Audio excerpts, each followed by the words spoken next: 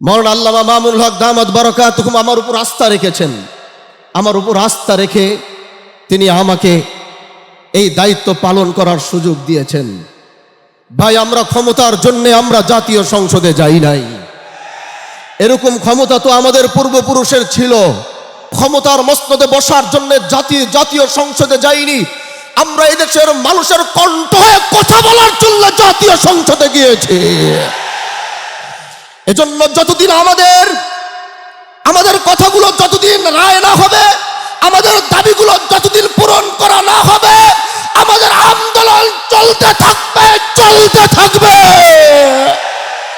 প্রিয় ভাইরা আমার, এদেশের মানুষ 70% মানুষ গণভোটের পক্ষে রায় দিয়েছে। 70% মানুষ জুলাইয়ের পক্ষে রায় দিয়েছে।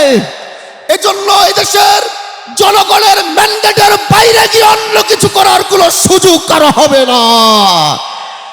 প্রিয় ভাইরা আমার, আমরা সরকার পতনের আন্দোলনে নামি নাই। এটা কোনো সরকার পতনের আন্দোলন আর সমাবেশ নয়। সংসদে বুঝাবার চেষ্টা করেছি, হয়তো বুঝতে পারছেন না বলে আজ জনগণ ময়দানে নেমেছে বুঝাবার জন্য। এজন্য আমরা চাই সরকার এটা বুঝবে, জুলাইকে ধারণ করবে, গণভোটের রায়ের পক্ষে সরকারও থাকবে, এটা আমাদের চাওয়া। এজন্য আগামীর বাংলাদেশে আমরা জুলাইকে মাইনাস করে আমরা কিচ্ছু করতে পারবো না। প্রিয় ভাইরা আমার, এই ময়দান থেকে এটাই বলতে চাই, আমরা জাতীয় সংসদে আমরা জনগণের কণ্ঠ হয়ে কথা বলবো।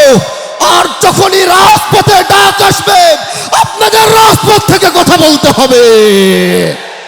আল্লাহ পাক আমাদেরকে কবুল করুক। নাসরুম মিনাল্লাহি ওয়া ফাতহুন করিব ওয়া বাশশিরিল মুমিনিন। আসসালামু আলাইকুম ওয়া রাহমাতুল্লাহি ওয়া বারাকাতুহু। সংগ্রামী আসসালামু আলাইকুম ওয়া রাহমাতুল্লাহি ওয়া বারাকাতুহু। ওয়া ইন তাউদ্দু নি'মাতাল্লাহি লা তুহসুহা। সাদাকাল্লাহুল আযীম। মুআজ্জাজ মুহতারাম বাংলাদেশ খেলাফত মজলিসের সম্মানিত আমির, উপস্থিত 11 দলীয় জোটের শীর্ষ নেতৃবৃন্দ, উপস্থিত সারা বাংলা থেকে আগত তৌহিদি কাফেলার সদস্যবৃন্দ, আল্লাহ পাকের দরবারে শুকরিয়া জ্ঞাপন করে আপনাদের কাছে ছোট্ট একটি বার্তা দিয়ে আমি বক্তব্য শেষ করব। আমরা আজকে যে আন্দোলনে মাঠে এসেছি, এই আন্দোলনে আসার কোনো কথা ছিল না। আমরা তো জুলাই যোদ্ধাদের সাথে আহত এবং নিহত যোদ্ধাদের রক্তের সাথে আমরা ওয়াদা করে এসেছিলাম যে জুলাই যোদ্ধাদের এবং নিহতদের রক্তের সাথে আমরা বেঈমানি করব না। কিন্তু আইনের মার পেছে ফেলে কেমন যেন রক্তের সাথে বেঈমানি হয়ে যাচ্ছে। আমি জানি বাংলাদেশে যদি সবচেয়ে বেশি জনপ্রিয় রাষ্ট্রপতি, দেশপ্রেমিক রাষ্ট্রপতি থেকে থাকেন, তিনি হলেন শহীদ জিয়াউর রহমান। আমি এটাও ভালো করে জানি বাংলাদেশের সবচেয়ে জনপ্রিয় প্রধানমন্ত্রী, দেশপ্রেমিক প্রধানমন্ত্রী থেকে থাকেন, তিনি হলেন মরহুম বেগম খালেদা জিয়া। সেই জিয়াউর রহমান সাহেবের সন্তান, সেই বেগম জিয়ার সন্তান বর্তমান প্রধানমন্ত্রী।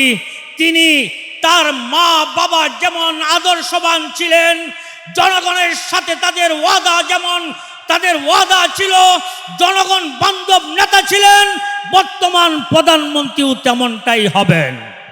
আমি প্রধানমন্ত্রীকে বলবো, আপনি যে আপনার মতো শান্ত শিষ্ট, আপনার মতো একজন জনপ্রিয় নেতা প্রধানমন্ত্রী আমরা এর আগে পাই নাই।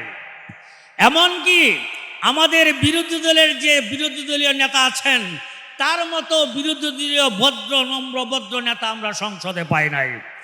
আমি মনে করি আপনার ডাইনে বামে যারা আছে তাদের পরামর্শ না নিয়ে আপনি সংসদীয় নেতা এবং বিরোধী দলীয় নেতা আপনারা বসে এই জুলাই সনদ কিভাবে বাস্তবায়ন করা যায় তার বাস্তব পদক্ষেপ আপনি গ্রহণ করবেন।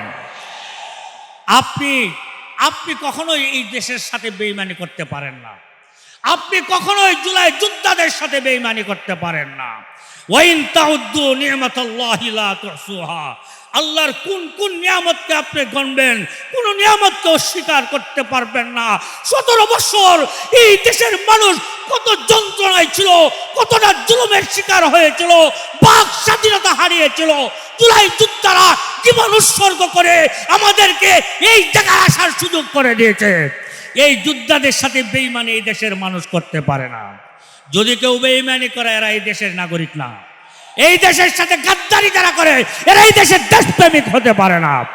আমি মাননীয় স্বরাষ্ট্রমন্ত্রীকে বলবো, আপনার মতো স্মার্ট, আপনার মতো শিক্ষিত, সুশিক্ষিত, আপনার মতো সুন্দর স্বরাষ্ট্রমন্ত্রী আপনার বিগত 54 বছর পাই নাই। আপনি যদি ইচ্ছা করেন 2 দলের 2 সংসদীয় এবং বিরোধী দলের নেতাকে নিয়ে আমরা যা চাচ্ছি তা বাস্তবায়ন, আপনার নিয়ত যদি সহি শুদ্ধ হয় আর কোনো আন্দোলনের প্রয়োজন পড়বে না। আমি মাননীয় স্বরাষ্ট্রমন্ত্রীকে বলবো, আপনি যেমন স্মার্ট, আমাদের এই সকল আন্দোলনগুলি স্মার্টের সাথে শেষ করে দিবেন।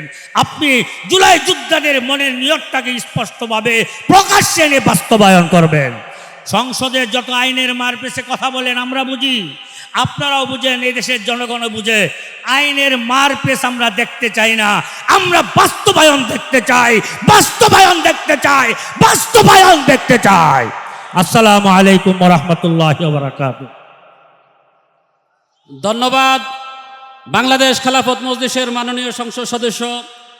সংগ্রামী জনতা, এখন আপনাদের সামনে বক্তব্য নিয়ে আসছেন বাংলাদেশ জাতীয় সংসদের আল্লামা মামুনুল হকের অন্যতম প্রতিনিধি, বাংলাদেশ খেলাফত মজলিসের কেন্দ্রীয় নির্বাহী সদস্য, মাদারীপুর 1 আসন থেকে নির্বাচিত সংসদ সদস্য জননেতা মাওলানা সাইদুদ্দিন আহমদ হানজালা।